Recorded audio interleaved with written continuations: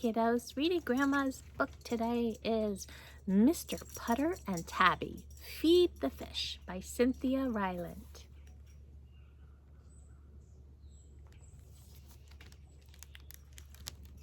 Number 1, the fish store.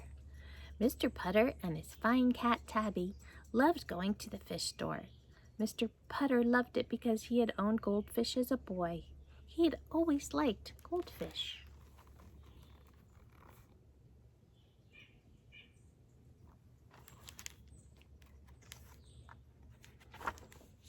Tabby loved it because it made her whiskers tingle and her tail twitch. Tabby was old, but she still loved excitement, and fish were exciting.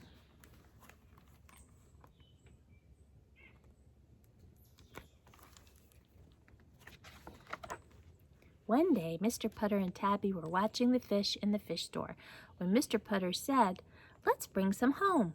It's been many years since Mr. Putter had owned fish. He thought it'd be fun to have some again. It would make him feel like a boy, and it would be good exercise for Tabby's tail.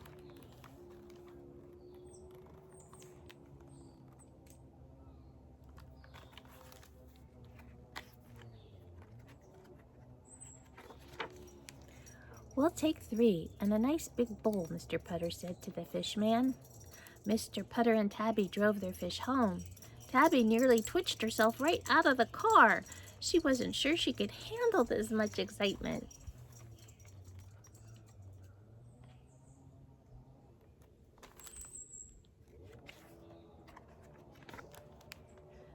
Number 2, bat.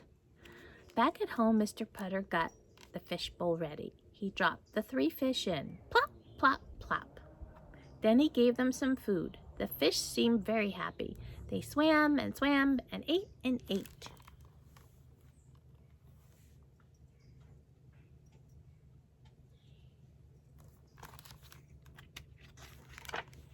Mr. Putter watched as Tabby batted. Bat, bat, bat. "Don't bat the fish, Tabby," said Mr. Putter. But Tabby couldn't help it. She got all twitchy. Bat went her paws on the glass. "No batting," said Mr. Putter. Bat, bat, bat, bat.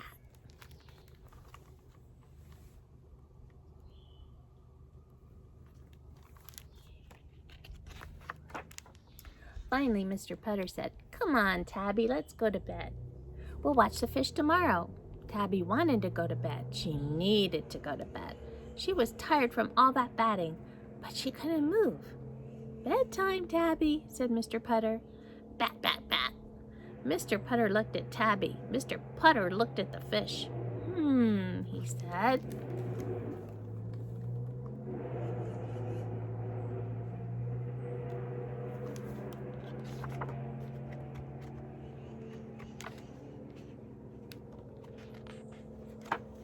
He went to get a pillowcase. He put it over the fishbowl. "Now we can go to bed?" he asked Tabby. Tabby purred and followed him to bed.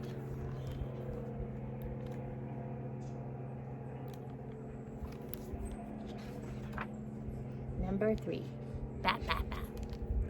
The next morning, when Mr. Putter woke up, Tabby wasn't there. "Tabby," he called. He listened. He thought he could hear something. It sounded very faint. It sounded very far away, but he thought he could hear it. It went bat, bat, bat.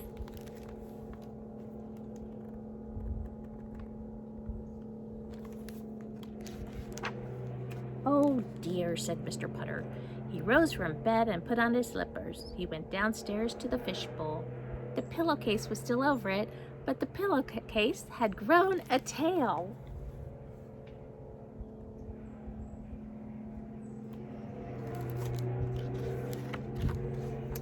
Mr. Putter lifted off the pillowcase. There was Tabby. Her eyes were wide. Her fur was pointy. Her tail was terribly twitchy. "Tabby dear," said Mr. Putter, "I think you have a fish problem."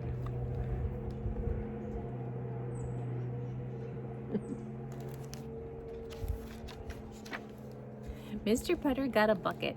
He put it over the fishbowl. "Can we have breakfast now?" he asked Tabby. Tabby purred and followed him to breakfast.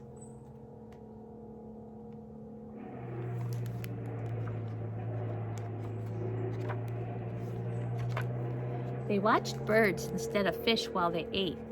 Tabby didn't have a bird problem. Mr. Putter was glad. He wasn't sure he could get all those birds under one bucket.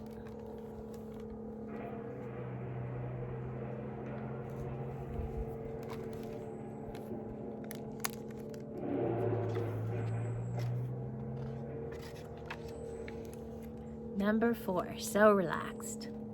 The bucket stayed over the fish bowl for a week. Mr. Putter tried taking it off a few times, but Tabby got all twitchy and batty, and he had to put it back. Finally, Mr. Putter got tired of looking at an upside-down bucket.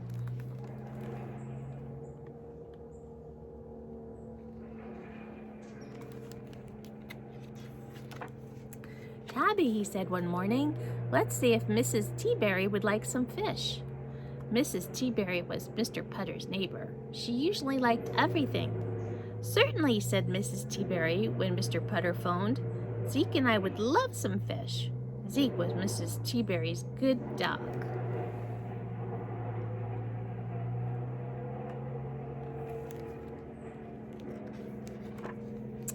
Mr. Putter and Tabby carried the fishbowl over. Mr. Putter told Mrs. Teaberry about Tabby's fish problem. Mrs. Teaberry was very nice. She said that fish makes a lot of cats twitchy and batty. That made Tabby feel better.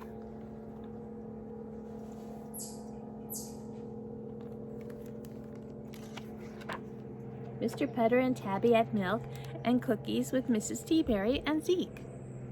Then they said goodbye to the fish and went home.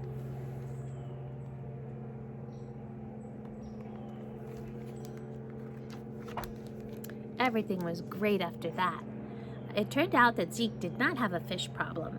Fish did not make him twitchy. Fish did not make him batty. Fish just made him very, very sleepy. Whenever Zeke needed to relax, he watched his fish. Zeke was so relaxed.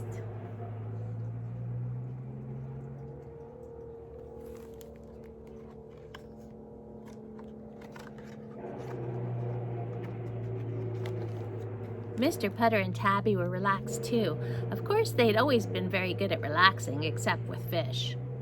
They just curled themselves into Mr. Putter's warm chair and slept without a single twitch.